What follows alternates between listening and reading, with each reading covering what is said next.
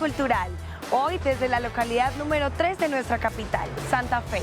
Este es el Museo Nacional, el más antiguo del país y uno de los más antiguos de Latinoamérica. Fue fundado por el primer Congreso de la República en 1823. Sin embargo, esta no fue su sede inicial, ya que aquí funcionó la más importante penitenciaría del país hasta 1946. Desde entonces se convirtió en el museo que hoy es, guardando la memoria del país en lo que a arte y ciencia respecta. Nuestro programa de hoy trata justamente sobre la memoria, pero no cualquiera. Hablamos de una memoria sonora que evoca épocas y episodios del pasado en Bogotá. Veamos esta nota sobre un hombre que lleva décadas coleccionando y difundiendo la salsa y el bolero en nuestra capital como parte de la identidad sonora de esta ciudad.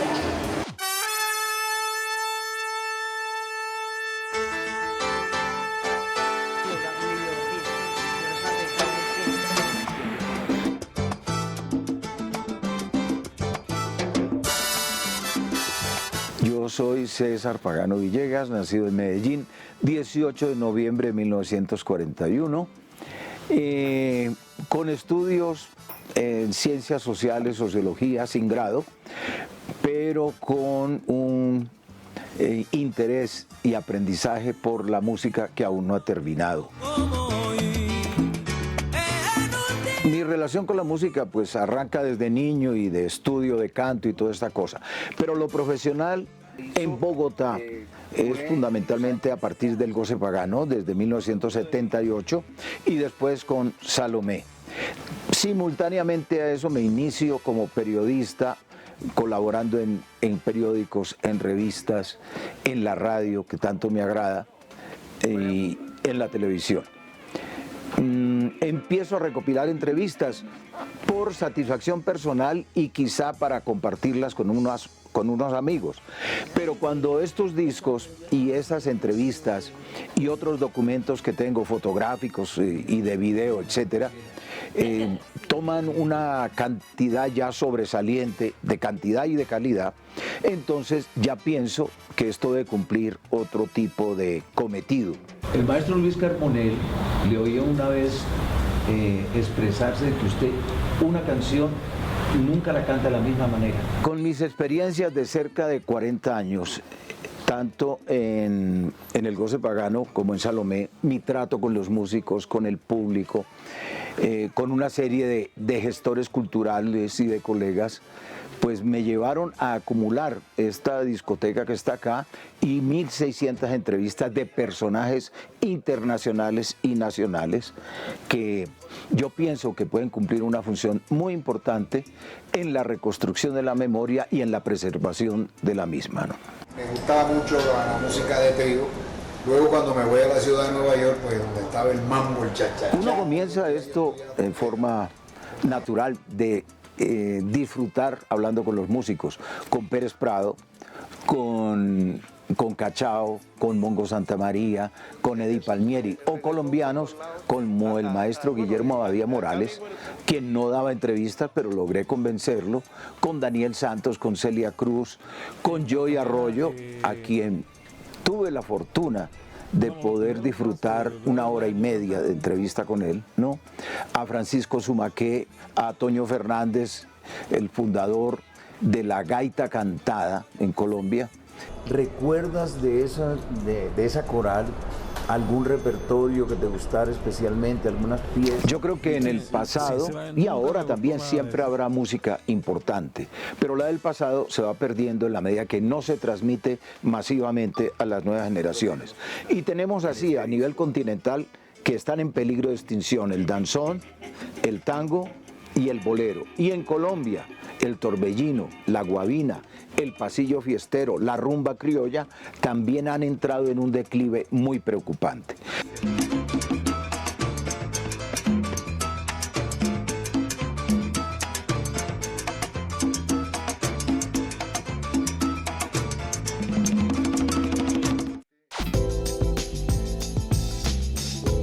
Centro y Pa' Dentro es una comedia dirigida por Manolo Orjuela con la actuación de Patrick Delmans y Fernando Arévalo, que relata la llegada de un neurótico francés al país para casarse con una linda colombiana de quien se enamoró perdidamente por internet, y a la hora de su encuentro tendrá que afrontar diversas situaciones. Encuentra esta comedia en el Teatro Arlequín jueves y viernes en funciones de 8 de la noche a 10:30 de la noche hasta el 29 de marzo.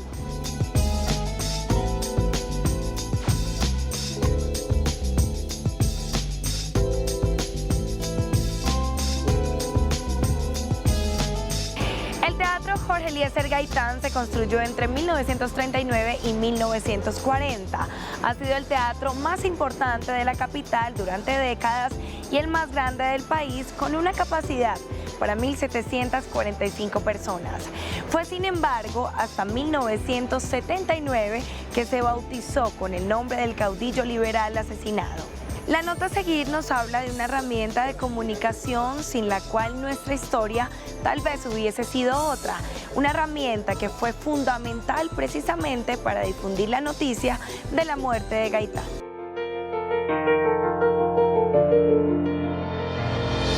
La HJN fue la primera emisora pública que se creó en Colombia. En Bogotá, la HJN se inauguró en septiembre de 1929 con un sencillo programa que se originó en los estudios instalados en el Capitolio Nacional.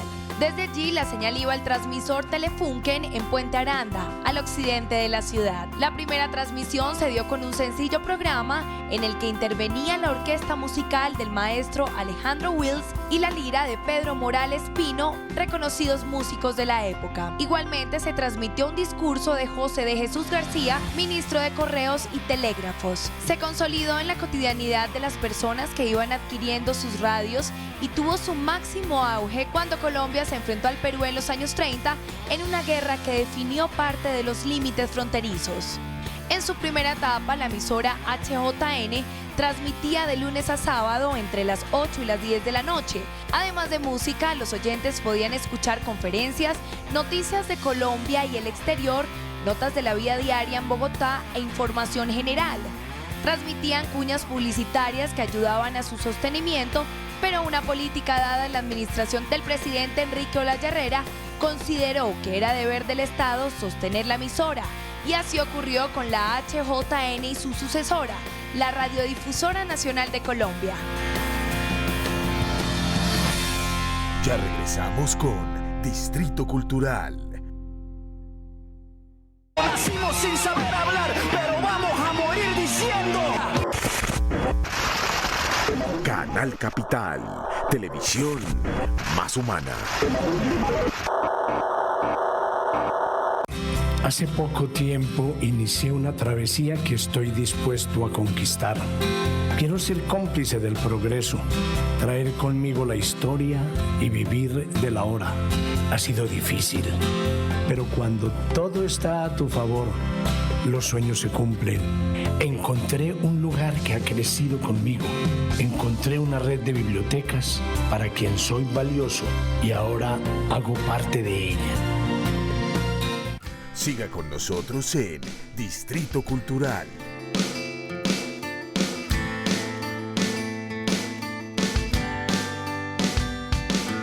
En este lugar, en plena carrera séptima, ocurrió el asesinato del caudillo liberal Jorge Eliezer Gaitán el 9 de abril de 1948. Por ello, estas placas conmemorativas que recuerdan su imagen y algunas de sus palabras. Palabras que nuestros padres o abuelos escucharon en sus famosos discursos que movilizaron a cientos de miles en torno a una causa de reivindicación popular. La nota que sigue nos trae de nuevo al presente esa voz que movió masas y dejó una importante memoria política para nuestro país.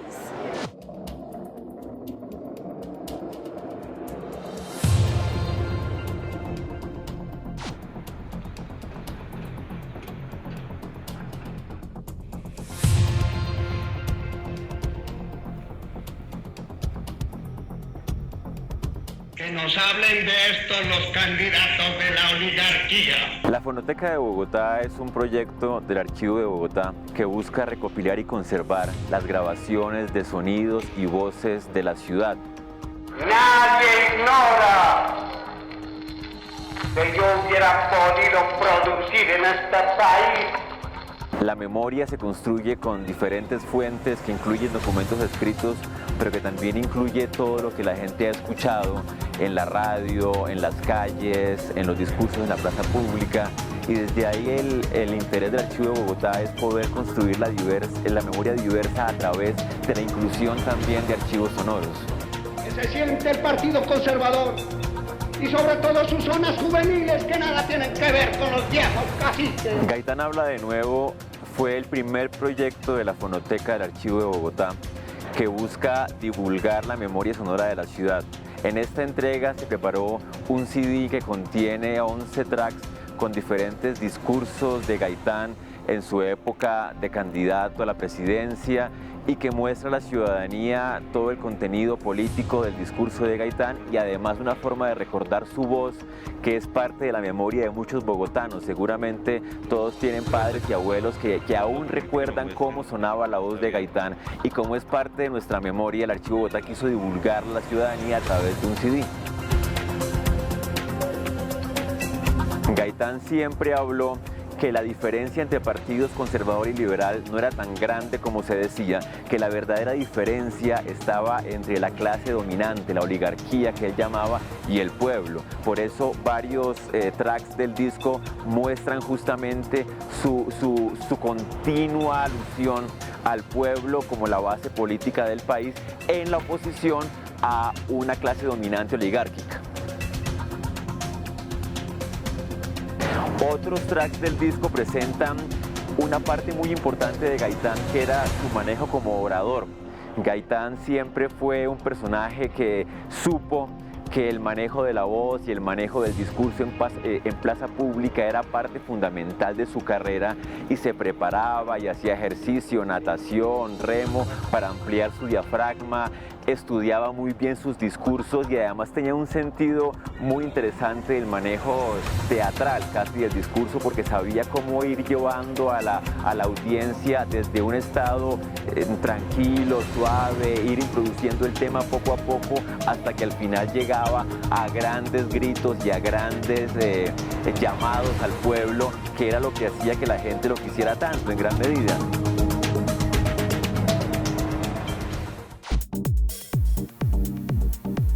El pintor Roberto Sánchez Cajicá revela imágenes sobre algunos espacios cautivadores de Bogotá que hacen parte de la exposición Antología Urbana.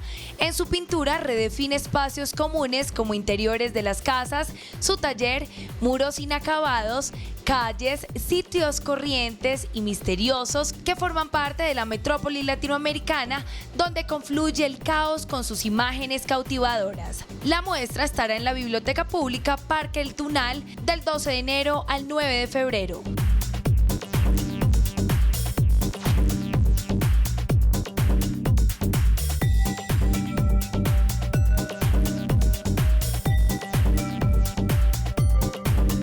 Hasta aquí nuestro programa de hoy. De manos de algunos ciudadanos y de algunas herramientas tecnológicas hemos escuchado y conocido algunas voces y sonidos consignados en la memoria de nuestra capital e incluso de nuestro país. Voces y sonidos que le han dado identidad a Bogotá por décadas y que han contribuido a su historia, haciéndola lo que es hoy en lo político y en lo cultural. Gracias por acompañarnos en este viaje por la ciudad y sus emprendimientos recreativos, deportivos y culturales. Nos encontramos de nuevo muy pronto para contarles más sobre Bogotá, solo aquí en Distrito Cultural. Somos Canal Capital Televisión Más Humana.